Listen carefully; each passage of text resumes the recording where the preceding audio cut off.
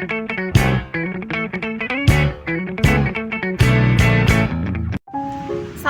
warahmatullahi wabarakatuh. Selamat datang di After Class.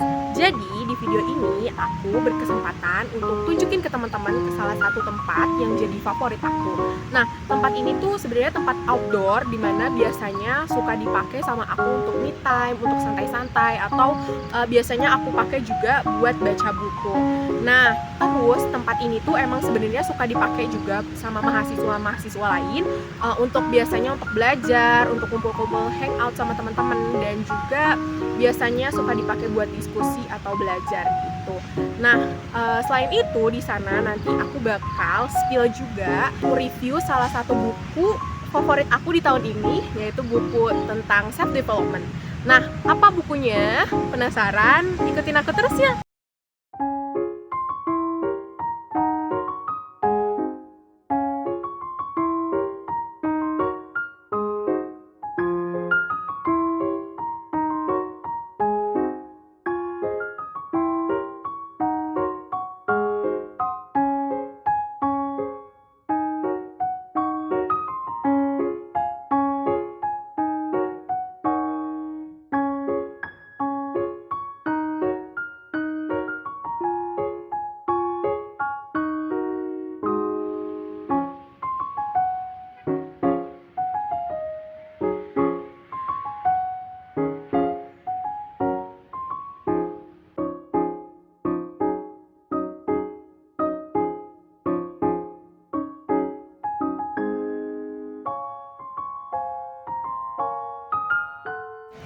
Oke teman-teman, jadi aku udah sampai di tempatnya yang tadi aku udah bilang. Jadi ini adalah yang namanya Danau ITB. Sebenarnya ini masih ada di kawasan kampus, tapi bukan kampus 4, tapi ini termasuk ke dalam kampus ITB. Nah, karena di Jatinangor ini Unpad sama ITB itu sebelahan gitu. Jadi ini bisa juga dipakai buat anak-anak mahasiswa juga gitu. Nah, di belakang aku sebenarnya ini tuh suka dipakai buat race lari gitu. Jadi suka ada yang lari atau jogging di pagi hari atau di sore hari. Dan ini tuh kayak rame banget buat tempat hangout. Nah, yang aku jelasin tempatnya adalah ini dia, di sekitarnya. Jadi di sini tuh ada kayak pendopo-pendopo kayak gini. Ini tuh bisa dibuat jadi diskusi atau santai-santai, atau sekedar buat ya kayak aku gitu, buat baca-baca buku gitu.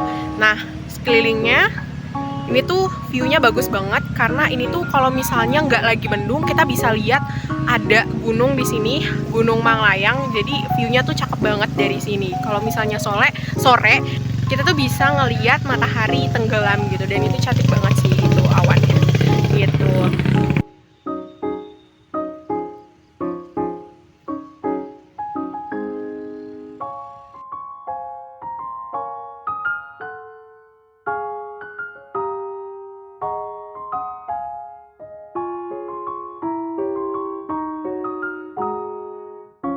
Oke, balik lagi sama aku. Tadi aku udah jelasin terkait tempat yang ada di sekeliling aku ini. Jadi sekarang aku udah duduk di salah satu tempat untuk duduk santai-santai, dan aku bakal spill buku yang tadi aku udah kasih tahu. Ini dia buku yang jadi salah satu buku favorit aku di tahun ini. Dimana ini bukunya aku beli di awal tahun 2024. Judulnya Tak Mungkin Membuat Semua Orang Senang, dan hal-hal lain yang perlu diketahui untuk menghadapi orang yang kelewatan batas.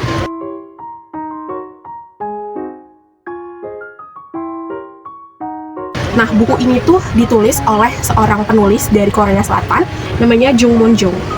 Dimana karya ini tuh udah diterjemahin dan diterbitin lagi oleh PT Gramedia Utama di tahun 2019. Tapi buku ini tuh sebenarnya udah terbit di negara asalnya itu tahun 2019. Seperti yang ada di tulisan ini, buku ini tuh udah masuk ke bestseller. Terakhir aku beli ini tuh udah cetakan yang ke-11. Buku ini tuh worth it banget buat dibaca. Buku self development yang salah satu jadi referensi aku juga gitu. Bukunya tuh ringan, nggak terlalu tebel, dan buku ini tuh sekitar 200 lembar dibagi jadi 5 bagian, dan setiap babnya itu enak dibaca, dan itu tuh nggak terlalu panjang, enak aja gitu dibaca.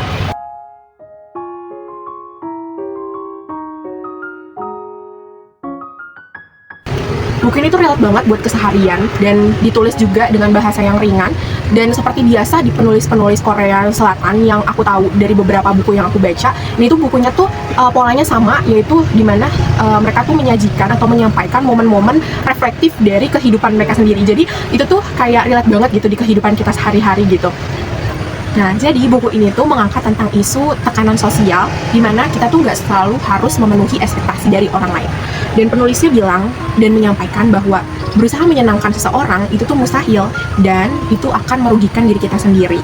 Kita seharusnya bisa santai aja, karena memang nggak ada yang 100% suka sama kita gitu.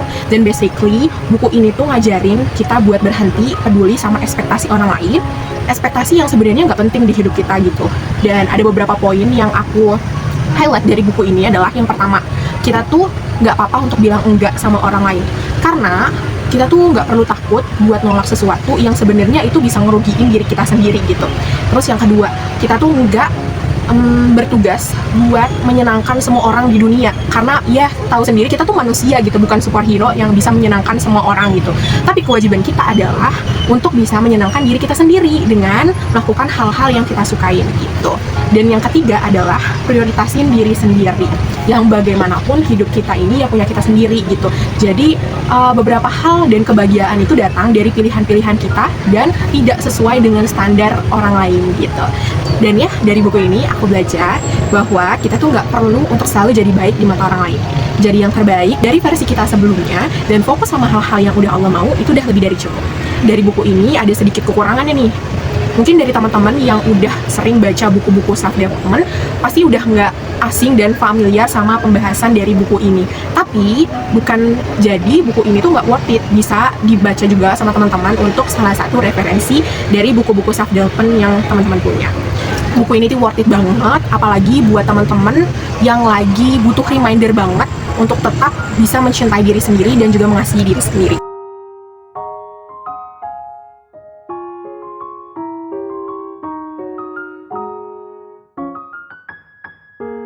Sekian dari aku untuk review tempat dan juga buku favorit aku.